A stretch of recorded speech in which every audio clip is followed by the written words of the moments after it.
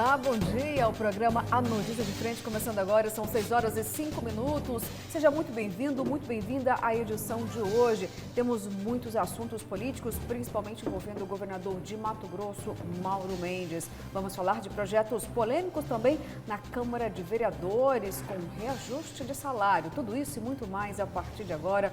Então, bom dia, professor Haroldo Arruda, seja muito bem-vindo. Bom dia, Luciana Gavilha. Bom dia ao Paulo Coelho, jornalista Paulo Coelho. Bom dia a você que nos acompanha bem cedinho, acordou bem cedinho, uma manhã gelada, está caindo até uma neblina lá fora, né?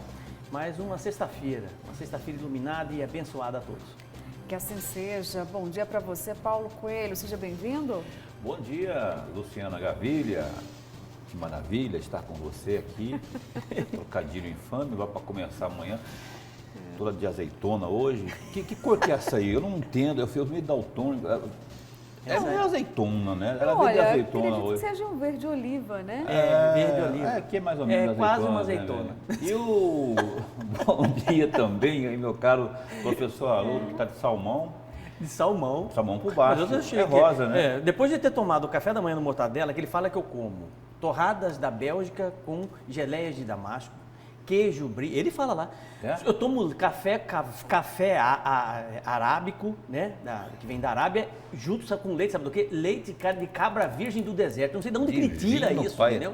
Aí é o seguinte, eu encontro com a turma na rua e falo assim, poxa, professor, você tá tomando um café da manhã que é brincadeira? Eu falei, mentira de mortadela. Fake news. Fake news. Mortadela. Bom dia, Mortadela. Bom dia a você que acompanha também a Notícia de Frente. Satisfação enorme. Que Deus nos proteja em mais um dia, em mais uma sexta-feira, em mais um fim de semana, em mais um mês de junho que isso está começando aí. Opa, que assim seja, viu, gente? As notícias não param, então vamos começar com elas. Vou pedir aqui para o professor Haroldo Arruda, por favor, traga para a gente os destaques do jornal A Gazeta que circula em todo o estado de Mato Grosso, professor. Vamos lá. Mais casos e menos vacinação. Manchete principal, o Estado recomenda a volta do uso de máscaras nas escolas. Mato Grosso registrou aumento de cerca de 30% de novos casos de Covid-19 nas 2 últimas semanas de maio, conforme boletim epidemiológico da Secretaria Estadual de Saúde. Além disso, nos 2 últimos dias foram registradas 5 mortes. Associada a esta crescente, a baixa cobertura vacinal contra a doença fez com que o governo estadual e alguns órgãos públicos emitissem recomendação do retorno do uso de máscaras em ambientes fechados, como nas escolas, já que apenas 16% do público infantil chegou a completar o esquema vacinal. Essa notícia está no caderno 2B. O FMT já sente reflexos do corte no orçamento. Material de limpeza, papel e até tinta de impressora começa a faltar na UFMT, com corte de 14,5% da verba do Ministério da Educação, destinada ao custeio de universidades e institutos federais. Professores já começam a tirar dinheiro do próprio bolso para dar continuidade às aulas. Na tentativa de alertar para os danos dos cortes, um ato está programado para o dia 9 de junho, às 14 horas, na Praça Alencastro, em Cuiabá. Supermercados reforçam o estoque de guloseimas. Polícia Federal deflagrou 5 operações contra fraudes em auxílio emergencial.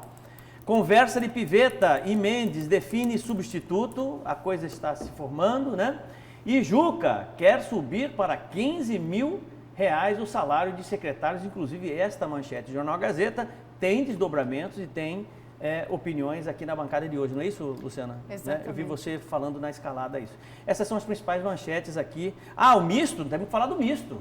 Importantíssimo. O misto faz o jogo de acesso agora no sábado. Precisa ganhar. Aqui, precisa ganhar a torcida toda lá no sábado no Dutrinha para poder dar uma força a mais pro misto, para que o misto possa subir aí na categoria. É isso. É isso aí, vamos que vamos, muito pela frente então, e a gente começa aqui falando sobre os impostos, porque ontem, gente, a imprensa toda aqui, mato-grossense, professor e Paulo, né, mostrou aquele dia sem tributação dos combustíveis, ou seja, na gasolina, que deu um impacto grande, né? Hoje a gente encontra na bomba aí a gasolina a um custo de quase R$7. Aí todos os impostos foram retirados, os federais, a gasolina caiu para 4h35, 4h37 mais ou menos. Algumas filas se formaram em 5 postos aqui da capital. E o governador Mauro Mendes falou a respeito da tributação zero nos combustíveis, mandando um recado aí para o governo federal no quesito Petrobras. Vamos ouvir então as declarações do governador Mauro Mendes? Olha, gente, primeiro as coisas têm que ser feitas nesse país com verdade, não com conversa fiada. Há um tempo atrás dizia que a culpa era dos governadores, né? E hoje o próprio presidente reconhece, parabéns presidente Bolsonaro, porque ele está reconhecendo que o grande vilão dessa história tem sido a Petrobras e a sua política de preço. Então, a verdade foi restabelecida nesse cenário. Aqui no estado de Mato Grosso, de forma inteligente, nós reduzimos o etanol, porque nós produzimos álcool em Mato Grosso. Para produzir álcool nós precisamos de milho, para produzir milho nós precisamos de mão de obra, nós precisamos de gente trabalhando nos 4 cantos de Mato Grosso. Agora vocês querem que eu vou incentivar consumo de gasolina aqui no estado, que vem de outros países, que vem lá da Arábia, que vem de outros estados brasileiros? Então aqui o ICMS, mesmo assim, é o mais barato do Brasil, que é 23%. Mesmo assim, é o mais barato do Brasil. E o etanol é 12,5%. Então o estado de Mato Grosso ele incentiva a consumir aquilo que nós produzimos. Isso é uma política fiscal inteligente. Por isso que a indústria de etanol está explodindo positivamente, está crescendo. Só esse ano nós temos 3 grandes indústrias sendo construídas, investimento de quase 6 bilhões de reais. É isso que nós fazemos, é entender os problemas de uma forma, talvez não convencional e atacá-los. Então essa política tributária do governo ela vai ao encontro desse programa de industrialização e ele está acontecendo. E não foi à toa que nesses 3 anos a indústria de etanol ela praticamente triplicou a sua produção no estado de Mato Grosso. Bom, uma situação extremamente delicada. O preço dos combustíveis aqui no Brasil, o governo federal realmente precisa tomar alguma decisão que traga algum tipo de medida emergencial, mas está difícil no momento. Nós sabemos aí dos interesses e também com o apoio do ministro Paulo Guedes, professor, em privatizar, em fatiar a Petrobras, mas aí seria um longo caminho. Isso não aconteceria em um prazo inferior a 2 anos, por exemplo. E o que precisa ser feito é agora. E o que se cobra do governo federal, de fato, é a redução dos impostos federais, dessa tributação, e por que não utilizar a parte que o governo federal tem da Petrobras, que é o acionista majoritário. Nós estamos falando aqui de bilhões, porque esse recurso, professor, retorna para o governo e ele é utilizado para pagar dívida pública. Será que a finalidade principal nesse momento dos recursos da Petrobras não deveriam ser destinados para equalizar os preços altos? E aí o governador vem e diz, olha, a gente fez o nosso dever de casa, porque o presidente culpava os governadores. Mas a culpa, por exemplo, em Mato Grosso, o combustível continua alto e nós reduzimos os tributos. Fomos o primeiro estado a reduzir o tributo. Nós não temos expertise suficiente para poder entender o processo ligado à economia e quais as possibilidades de redução do combustível, né? Até porque não temos formação para isso. Eu não sou economista, né? O que me chega são informações e a partir das informações eu formo a minha opinião, o meu comentário, né?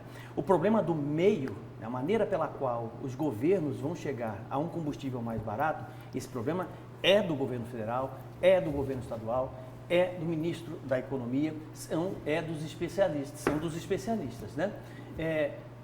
O que nós, enquanto população, precisamos, né, é do fim, ou seja, o combustível mais barato lá na ponta. Você vê que ontem nós tivemos esse protesto que mostrou que é um protesto, não é uma promoção, né? Deixar bem claro, porque são 5 postos de gasolina, cada um com 50 litros, com 20 litros cada automóvel, abastecendo 50 carros apenas por cada posto de combustível, né? É uma quantidade basicamente insignificante, né? Mas que faz uma diferença gigante, principalmente para o cara que trabalha com aplicativo, por exemplo. Ele deixou de gastar 150, 160 reais para gastar 80, 90 reais, o que é uma prova cabal de que realmente o nosso país cobra muito imposto. Tem uma carga tributária gigante, principalmente com relação às questões ligadas aos combustíveis. E nós estamos num processo de aumento sem fim, uma sangria que não está conseguindo ser estancada de forma alguma. É o 6º ou 7º aumento do combustível em um período muito curto de tempo. E não só a questão da gasolina, principalmente a questão do diesel, que vem aumentando muito e, consequentemente, mexendo com o bolso do trabalhador, porque até o pãozinho aumenta, o arroz aumenta, o hortifruti aumenta, tudo aumenta por conta exatamente do aumento do diesel, né? Isso de um lado. Do outro lado, isso está causando um desgaste político para o presidente Jair Bolsonaro muito grande, muito grande. Primeiro porque ele é limitado, ele não tem espaço suficiente para realmente intervir diretamente na Petrobras, a não ser trocar de presidente da Petrobras, que não vai resolver, eu já disse reiteradamente aqui nesse programa, né? Então ele não tem tanta força assim como todo mundo pensa para poder intervir, porque se tivesse já tinha resolvido essa situação, né? O que cabe ao presidente realmente é achar uma alternativa dentro do que ele tem, que é a parte que a União tem, né, dos lucros da Petrobras, que não é pouco. A verdade é que a Petrobras tem regras claras, né, para os seus acionistas. Os acionistas estão ganhando muito dinheiro por conta dessa paridade cambial, isso é fato, né, e ninguém vai aceitar, né? Mas a população brasileira está sofrendo com relação ao aumento dos combustíveis. Eles não estão nem aí para isso. O acionista não está nem aí para isso, Luciana, Paulo Coelho, querido telespectador, porque ele é investidor, ele está ali para ganhar dinheiro com a Petrobras, né? Então, quanto mais dinheiro ele ganhar, melhor. Pouco importa para ele se a população está passando dificuldade. Então, é esse entrave, é essa distorção que é a obrigação, volto a ressaltar aqui, que é o meio, que é a obrigação do governo federal e do governo dos estaduais resolverem a curto prazo. Porque privatização da Petrobras não vai resolver a curto prazo. E olha lá se resolver a longo prazo, e olhe lá. E toda privatização tem como premissa básica a maximização de lucros, né? Sempre ganha mais e ganha mais. Será que realmente é a solução? Olha só, Paulo, o professor terminou aqui com uma interrogação ou seja, alguém tem que ter poder de fazer alguma modificação, né? E o presidente, o poder é limitado? Mas ainda continua tendo o poder em mãos. Ele tem o Ministério da Economia, ele tem uma equipe econômica para resolver essas equações. É por isso que nós escolhemos os nossos representantes.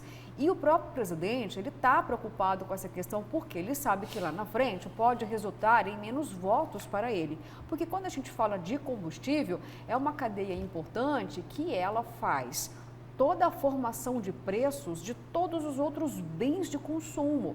E quando nós falamos da Petrobras, é porque ela não vai mal das pernas. Sabemos que outros governos saquearam a Petrobras, mas nós pagávamos um combustível barato se comparado com o preço de hoje. Aí fica difícil para o brasileiro entender, poxa, hoje então a Petrobras está bem, ninguém está saqueando e o brasileiro nunca pagou tão caro no preço do litro dos combustíveis. Vou lembrar aqui uma cifra importante, apenas no primeiro trimestre deste ano, a Petrobras teve um lucro de 44 bilhões.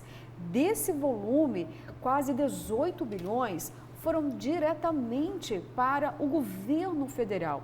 E o que se cobra é, por que não fazer um caminho mais curto? O fundo que fica para o governo federal poderia servir para equalizar os preços, porque parece ser uma medida tão difícil de ser tomada, porque a cada troca que o presidente faz na Petrobras, da diretoria, nós pagamos praticamente quase 1,5 milhão.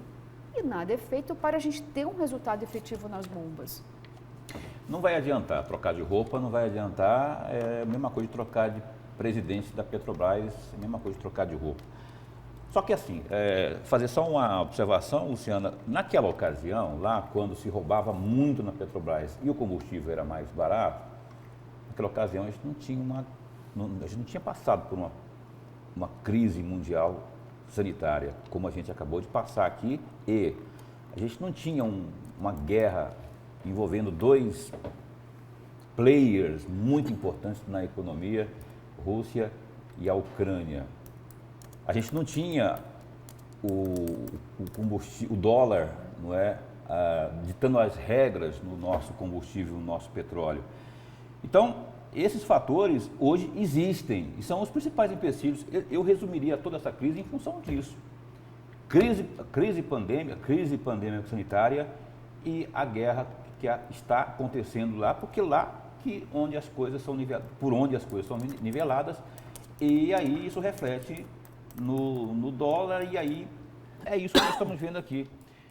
É secar gelo com toalha quente, isso que o Mauro Mendes está argumentando aqui. Porque se, por exemplo, o nosso etanol, nós temos aqui esses investimentos aí de 6 bilhões, como disse o governador, nas indústrias do etanol aqui no estado de Mato Grosso. Ótimo, geração de emprego e tudo mais. Para refletir isso, você vê, o governo adotou essa medida de fato aí no início do ano, reduzindo ICMS, reduziu. Você percebeu alguma coisa na bomba? Ninguém percebeu, por quê? Porque quando eu falo que é secar gelo com toalha quente, é que ao passo que o governo reduz aqui, a Petrobras, a cada piscar de olhos, aumenta lá. Quer dizer, não vai adiantar absolutamente nada. Então, o que o Bolsonaro pode fazer? Intervenção? Ele já disse que não vai fazer. O Lula faria a intervenção, como já declarou e como já fez, Dilma, não é o PT no caso. E vai continuar tentando essa medida que foi aprovada agora na Câmara, que depende do Congresso, para tentar que isso limite a 17% aí o ICMS. Vai tentar se esticar, porque esse é o grande gargalo político do Bolsonaro. É a preocupação, é única, porque é a pedra no sapato dele. Então, a questão da dolarização, não é, do nosso petróleo, a guerra que está acontecendo e a pandemia. Esses são os 3 principais fatores que estão nos deixando. E a roubalheira que houve lá atrás, que nós estamos pagando até hoje aí. Roubalheira com a marca PT. É preciso ressaltar também que dentro do ranking de combustível caro no mundo, né, que existe uma instituição chamada Global Petrol Prices, né, que ela faz exatamente uma análise geral de preços de gasolina no mundo, né. Hong Kong tem o preço mais alto no mundo e Venezuela tem o preço mais baixo da gasolina no mundo. O Brasil não está entre os países que têm o valor mais alto de gasolina. Sabe-se que, por exemplo, Estados Unidos, os países mais ricos geralmente têm um preço maior, mas Estados Unidos é exceção, né? Lá existe hoje um preço relativamente alto também no combustível, como na Inglaterra, na Alemanha, né? Resultado exatamente do que disse o jornalista Paulo Coelho, né? Em função dessa crise econômica, nós tivemos aí um impulso muito grande no custo dos combustíveis, né? Em todos os setores. Agora, essa é uma distorção que cada país está lidando de uma certa forma, preocupados com isso, já com compromisso de longa data, né, independente da pandemia, independente das questões econômicas do mundo, de se ter outras matrizes energéticas, né, para que possa suprir essa questão da demanda de combustível no mundo. Isso é fato, né? Existem compromissos da Inglaterra, da Alemanha, exatamente nesse sentido, de abandonar absolutamente o combustível fóssil e partir para a energia fotovoltaica. Nesse ponto, o Mato Grosso está bem com o etanol, né? Porque a gente tem aqui essa fonte que é 50% mais suave do ponto de vista de poluição do que outros combustíveis. Inclusive até mesmo do carro elétrico. O carro movido a etanol, ele emite menos CO2 do que o carro elétrico. Exatamente. Isso é algo curioso. 50%. E a fabricação do carro elétrico, ela demanda mais materiais que não são sustentáveis do que a fabricação do carro movido a combustão. São entraves que precisam ser lidados pelas indústrias, né? Ótimo, gente. Olha só, vou aqui reforçar que o número do WhatsApp fica aí na tela para você ampliar aqui o momento de interatividade conosco. E agora vamos mudar um pouquinho de assunto, porque esse também vai doer aí para você, viu? Você não vai gostar muito não, mas quem vai trazer para a gente todas as informações ao vivo agora é o repórter Oliveira Júnior, que vai contar para a gente o que está tramitando lá na Câmara de Vereadores de Cuiabá. Oliveira, conta pra gente, eu estou sentindo aqui que você vai falar de reajuste salarial, é isso? Os vereadores vão ganhar mais? É isso mesmo? Conta tudo pra gente. E tô vendo o céu aí, tá friozinho, tá chovendo, tá garoando, como é que tá o clima?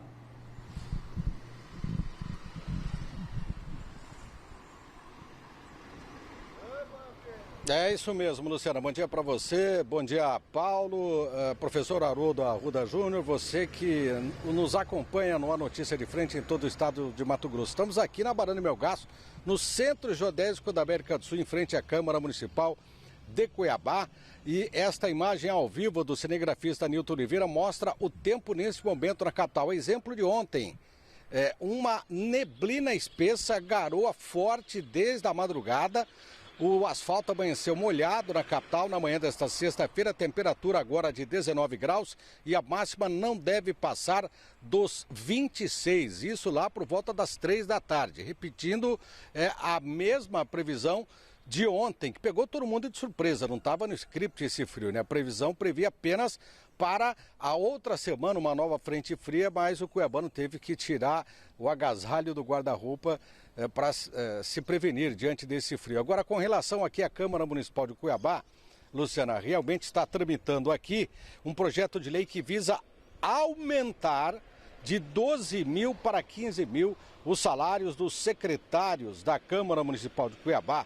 E esse projeto avançou dentro do parlamento com parecer favorável da Comissão de Constituição, Justiça e Redação. A proposta foi apresentada por meio de um projeto de lei, o 151/2022, no dia 19 de maio, e é de autoria da mesa diretora da Casa.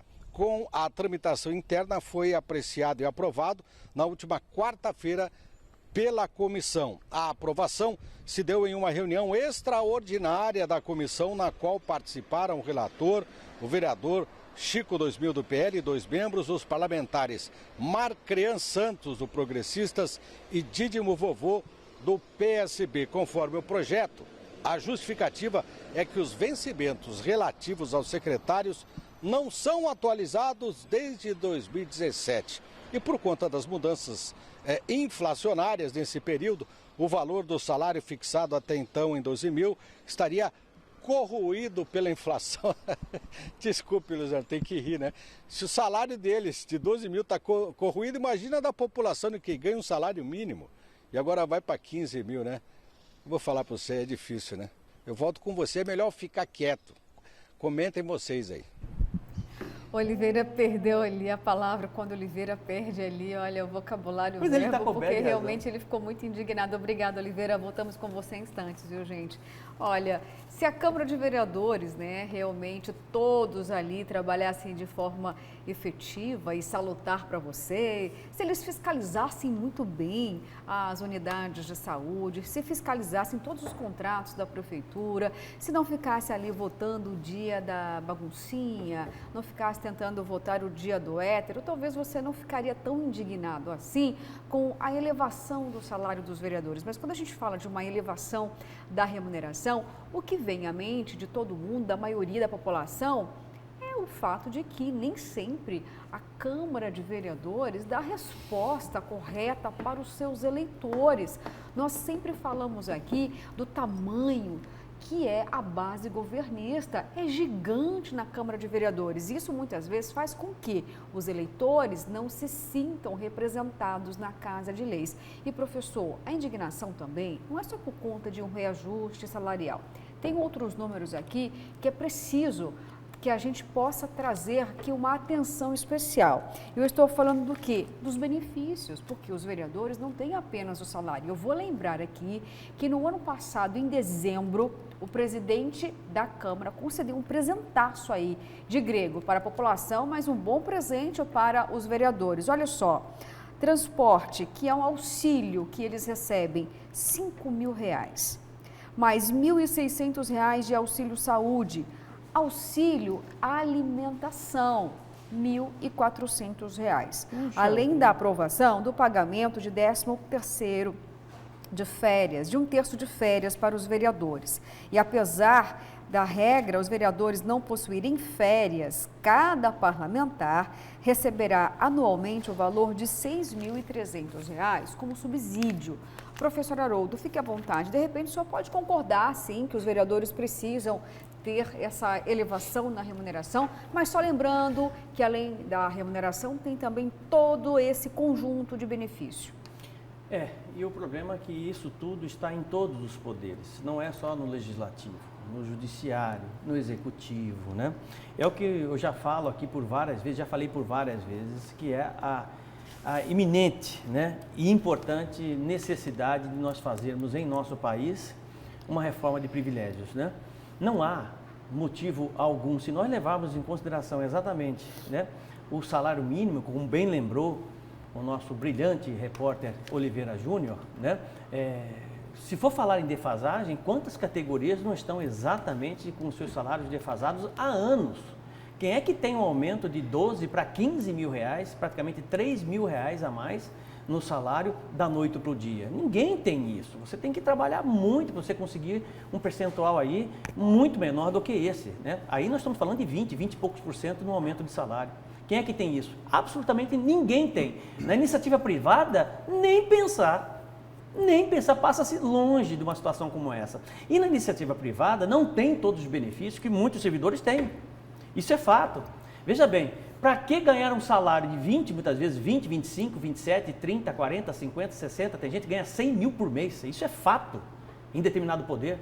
Além do salário, ele tem um monte de penduricalhos. Tem poder que tem 14 penduricalhos. Desde auxílio livro, para quem não precisa ler mais nada, paletó. Absolutamente nada. Auxílio paletó, auxílio livre, auxílio combustível, auxílio saúde, auxílio disso, auxílio daquilo. Quer dizer, então para que serve o salário se ele tem todos os auxílios? Só os auxílios já seria suficiente. E outra, quando o celular dele não é o top do top do top do top, eles resolvem comprar um celular novo, um smartphone, para ele substituir, sabendo que ele tem condição de ter um smartphone para poder trabalhar. Quer dizer, então, ficam justificando regalias e mordomias completamente desnecessárias. É essa inversão de valores, é esse tipo de coisa que eu já disse por várias vezes, que alimenta e muito a desigualdade social em nosso país, a injustiça social em nosso país. Se nós não tivermos esse compromisso, né, não a população, mas as pessoas que estão lá nos representando no Congresso Nacional, porque é lá que tem que mudar. Elas que fazem parte do sistema e se beneficiam do sistema. São elas que recebem um monte de regalias, um monte de mordomias, né? Se essas pessoas não tiverem consciência coletiva, não tiverem mais retidão frente às coisas que aparecem, né, para ela, principalmente sob o ponto de vista material, né, nós não vamos mudar nunca. Absolutamente não vamos mudar nunca e vamos ficar eternamente ouvindo esse tipo de assinte, né, que agride os ouvidos dos trabalhadores. Imagine você, o cara que ganha um salário, Paulo, de R$ 1.200, está ralando para piorar a situação. Aí ele liga. O desempregado, você está entendendo? O cara que é desempregado, que não consegue nem emprego, né? Ele ouviu uma notícia dessa. É isso que eu ia falar. Você está entendendo? É revoltante. É revoltante. Aí ele está assistindo o programa Notícia de Frente. É isso que eu ia falar agora. Tá? O cara liga de manhãzinha, Notícia de Frente, e viu a notícia dessa. Aí a esposa fala assim: amor, acabou o gás. Amor, não tem nada na geladeira. Entendeu? Aí eu dou notícia para ele de que tem um aumento de R$ 3.000, de que o cara lá que é servidor, que já tem um salário de 15 mil, ele recebe um auxílio alimentação de R$ 1.200. Você imagina na cabeça desse cara que está lá, que é pai de família, vendo o filho chorar porque não tem leite para tomar? Você está entendendo? Tá? Como é que ele fica numa situação como essa? Ah, mas isso aí é um outro. Não é um outro, não. Boa parte da sociedade brasileira está exatamente nessa situação, nesse exemplo que eu estou dizendo aqui. É isso que os nossos governantes precisam pensar e repensar. Dói, cara. Dói você saber um cara que ganha 30, 40, 50 mil reais, ter que trocar smartphone porque o smartphone dele não é o suficiente para ele poder desenvolver o trabalho dele. Dói saber um cara, por exemplo, que está lá no Tribunal de Justiça, muitas vezes, né, com todo respeito aos nossos desembargadores, aos conselheiros do Tribunal de Contas, né, saber que o cara está recebendo, muitas vezes, um auxílio livro. Sabe-se lá se realmente ele vai comprar livro ou não. Ele que já leu tudo, sabe de tudo. O livro é caro, o auxílio livro tem que ser para professor, que está lá no ensino fundamental, que ganha uma mixaria. Uma mixaria, Paulo, entendendo? Para poder ensinar, para poder transformar essa sociedade. E ele não tem esse benefício, ele não tem nada, mas o cara que estudou a vida toda, que está numa boa, você entendendo? Está lá tranquilo, com a vida ganha, rico, né? Ele precisa receber um auxílio família. Auxílio moradia, você quer mais assim do que auxílio moradia? O cara aluga, o cara muitas vezes tem 20, 30, 40 imóveis, como um juiz tem lá no Rio de Janeiro. O cara tem 40 imóveis, confessou isso para todo mundo e recebe auxílio moradia, cara. Você quer saber, você quer ver a coisa mais absurda que essa? Você está entendendo? Gente que não precisa de auxílio moradia e tem gente morando debaixo da ponte, porque não consegue morar em lugar nenhum. Ah, pelo amor de Deus. Isso é deixar, isso, entendeu? É triste. Eu fico pensando na minha cabeça o seguinte: o sujeito, tá? que trabalha muitas vezes, é um desembargador, é um ministro, né? É um conselheiro do Tribunal de Contas, ele passando naquele carro com motorista, porque ele não paga combustível, com motorista, você está entendendo? Combustível é o governo que paga, ele que paga lá, o tribunal que paga, né? Ele com motorista, bonitão, um ar-condicionado, tá entendendo? Aí ele passa no ponto de ônibus, tá entendendo? Ou passa em algum lugar, você vê o cara dormindo debaixo dali da marquise de um bar, porque não tem onde morar, e ele recebendo auxílio moradia. O que passa na cabeça desse cara? Você que não fica incomodado com um negócio desse, não? Você tá entendendo, Luciana? É isso que me incomoda, rapaz. Você desculpe a minha indignação, mas eu fico indignado com uma situação como essa. Isso aconteceu, o desgaste, Paulo, vai ficar menor para o Juca do Guaraná, que está colocando o projeto. E por que eu estou falando isso? Porque daqui a pouquinho o Juca pode se licenciar, porque ele tem aí o projeto de chegar à Assembleia Legislativa. Então, já é uma proposta para que ele não sofra todo esse desgaste, caso realmente prevaleça o reajuste dos vereadores. E vai prevalecer, não tem a menor dúvida disso. Eu quero pegar aqui a minha caneta, nesse instante, e assinar embaixo tudo que disse aqui, inclusive o desabafo mais exaltado do caríssimo professor. Ele falou a pura realidade, a nua, peladinha e crua. Ele disse aqui aquilo que realmente acontece. E falta isso, além disso, só acrescentaria aí, professor, que a transparência, ela é muito importante em todo o setor público, no legislativo não é diferente.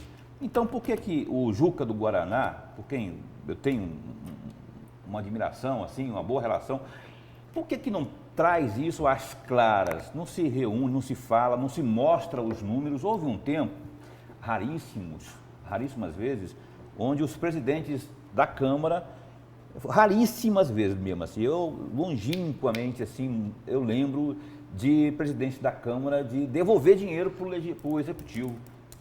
Devolver dinheiro no seguinte sentido, eu não sei quanto que eu dou o 10º hoje, mas digamos que a gente receba 5 milhões, vamos supor. Mas a gente não vai gastar isso tudo aqui não, vamos usar só 3, 2 milhões, a gente carimba, vamos investir em crechinha, vamos construir uma creche lá, aí faz um rodízio de creche, constrói aí ao longo dos tempos. Por exemplo, ou compra remédio, está faltando remédio Paulo, mas isso é uma obrigação do Executivo. Pois é, mas não tem a tal da emenda, não tem a participação do Legislativo, então você vai lá e carimba o dinheiro e devolve. Muito melhor do que o fisiologismo, do que essa coisa toda, porque soa mal. Além de soar mal, é injusto. Estamos falando de justiça. Estamos falando de justiça. Amanheceu chuvoso, meio friozinho hoje. Tem gente que não tem abrigo. Tem gente que não tem o que comer. Exatamente. Aí liga aqui no Notícia de Frente, quem tem televisão, aí vê lá a dona bonitona Luciana falando, chamando lá o Oliveira, e o Oliveira falando, o negócio aqui aumentou aqui para os caras aqui e tal. Olha só, não quero te interromper não, Paulo, mas nesse momento nós temos imagens da sessão da Câmara de Vereadores de ontem. E sabe qual foi a grande tônica da sessão? Por volta de até 11 da manhã, o esvaziamento no plenário. Por quê? O que os vereadores estão preocupados nesse momento? De fato, olha as mazelas da população, olha aí os assentos vazios, esvaziamento do plenário. Ou eles estão preocupados com o projeto deles da eleição? Eles eles desejam ocupar a Assembleia Legislativa, Paulo. É o retrato de uma Assembleia, de uma Câmara de Vereadores, que a sessão atrasou quase 1 hora para começar ontem, e mesmo assim, os vereadores, poucos estavam presentes. Um esvaziamento quase que total, Paulo. Tem que implorar para que tenha quórum na Câmara de Vereadores, e aí o que eles desejam nesse momento é um reajuste salarial. Para continuar trabalhando assim, desta forma, vou fazer justiça, tá? A gente tem, de fato, ali uns 4, meia dúzia no máximo, que realmente tem trabalhos excepcionais. O reajuste mas não representa a maioria, secretários, né? Para os servidores lá, que não deixa de ser injusto, porque, 2017 está corroído, eu não vou falar o que eu queria falar, mas eu não posso, tem criança assistindo, mas é de indignar mesmo, e o Haroldo Arruda está certíssimo na indignação dele, porque traduz esse sentimento popular realmente que deixa a gente aqui em polvorosa, assim, comichando de raiva. E olha, a resposta pode vir aí, tem campanha eleitoral, tem eleições esse ano, fique bem atento aí que o povo está muito esperto, tem mais bobocheira aqui não. Vamos para as mensagens, então, chegando aí nesse momento para abrir esse período agora aqui de interatividade. Vamos lá na tela, chegando para a gente, mensagens desta sexta-feira. Bom dia, senhores. Esses auxílios são brechas que as leis nossas dão. E claro que eles vão querer tirar cada vez mais da máquina pública. No caso dos políticos, sabemos o quanto é caro uma campanha de vereadores. Só com salário eles não conseguem recuperar tais investimentos e precisam desses penduricalhos para recuperar o dinheiro. Eles vão agora tentar a Assembleia Legislativa, não é eleição envolvendo agora a Câmara de Vereadores diretamente, mas sim para deputados.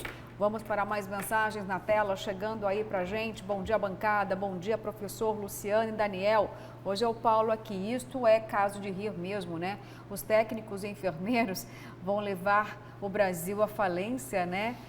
E da onde eles vão tirar esta verba? Aumento de salário para este povo? Pelo amor de Deus, onde vamos parar com esta palhaçada cansada de ser brasileira? O povo que ganha salário mínimo não pode ter reajuste de salário. Agora, vereadores têm que ter até quando? Olha, puxando o gancho da saúde aí, os senadores gastaram mais de 30 milhões de reais com saúde, viu, gente? Só para trazer essa informação aí. Bom dia, bancada. Esta regalia dos vereadores e demais políticos, quem é culpado somos nós, sim, que colocamos estas sombras, coesão na casa dos horrores, etc e tal. É o Santos do CPA. Mais mensagens aí de indignação, viu, gente? Bom dia, bancada. Com a novidade em a Casa dos Horrores querer dar aumento de salários e regalias aos seus pares. Feliz e abençoado fim de semana a todos. O Evandro Cospó sempre participando aqui conosco. Bom dia, Luciana. Vergonha desses vereadores. A impressão que dá é que eles ficam legislando só para o seu próprio bolso, né, gente? Vamos lá, mais mensagens. Quando eu preciso de reajuste no meu salário, eu tenho que consultar meu chefe, porque os vereadores não têm que ser assim, consultar os chefes deles, ou seja, a população. Pois é, né? Se consultar, eles não teriam aumento. É isso que a gente vai entender aqui. Bom dia, bancada mais informada de Mato Grosso. O povo tem que deixar de ser torcedor e começar a ser eleitor. O negócio é não votar em nenhum desses que estão aí. É o Ozzy do Pedra 90, já dando aí a lição de casa para você fazer para as eleições deste ano, viu, gente? Olha, o tempo avançou, são 6 horas e 42 minutos. Vamos para um rápido intervalo, mas voltamos daqui a pouquinho. Enquanto isso, ficamos com imagens do trânsito. Fomos diretamente para a Avenida Miguel Sutil, bem ali no centro de eventos do Pantanal, com esse céu branquinho, a pavimentação molhada, muita garoa, então mais atenção ao volante, hein? Voltamos em instantes.